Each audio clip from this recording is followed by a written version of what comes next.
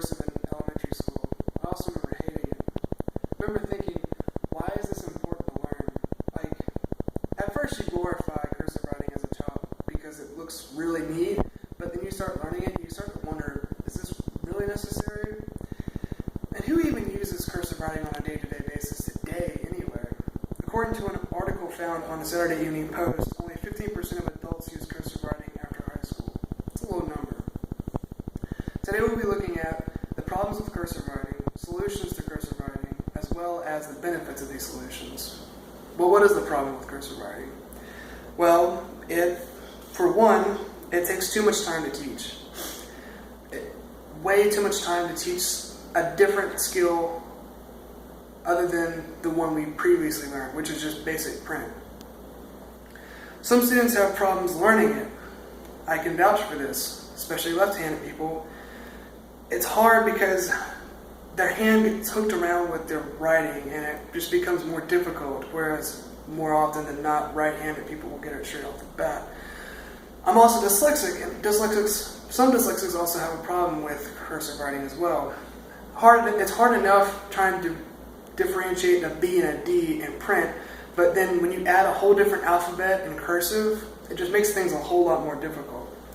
And people hardly use cursive anyway. That's just the problem. If people don't use it, we wouldn't be here talking about it if people used it daily.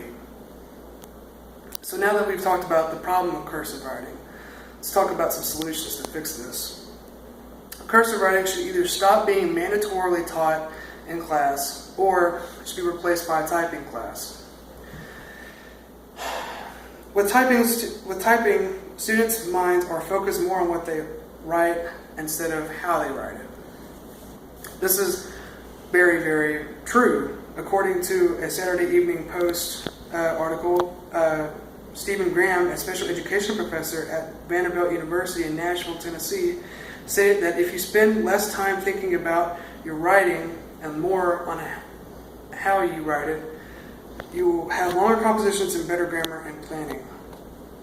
It's very, very true. The less you think about how you write something and the more you think about what you're writing, things will just go done a lot better.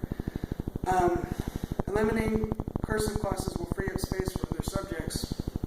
This is also true.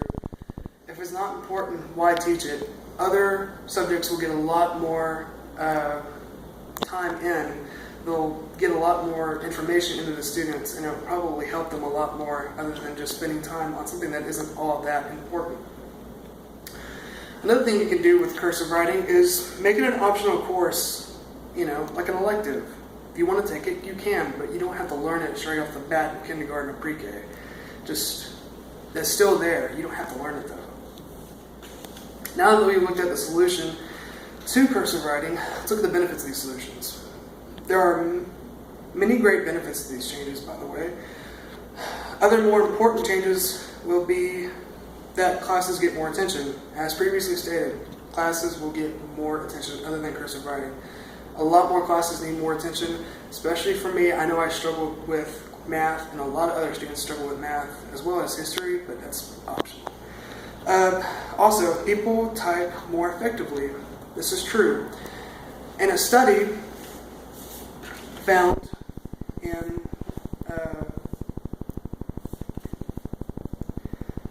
one study, when comparing handwritten and typing speeds of two groups, both groups found that they typed faster than they wrote. One group's average words per minute while typing was 7, while their average words per minute when writing was 5. It's a big difference. If you can stack that up over hours, probably a huge difference. And lastly,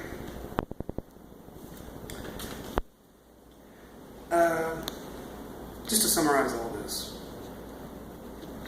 now that we've looked at the problem with cursive writing, what we can do to solve cursive writing, and the benefits of these solutions, these are all the things that we've looked at today.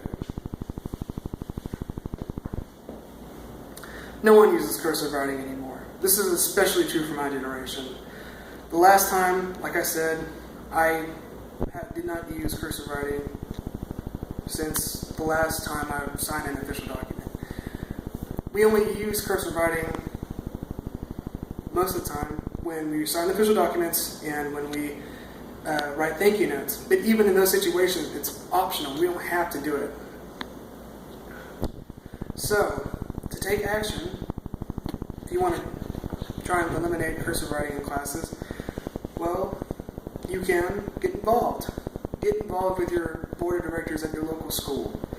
If you bring up the argument against cursive writing, I'm sure there's a way that, with the many flaws presented, they will make some changes. Also, if you get in the government body, the more you work up toward a specific government position, I'm sure you can get some sort of changes happening in the educational system. Remember, handwriting is not the problem. It's cursive. As Amy Barrett, no, it's not Amy Barrett.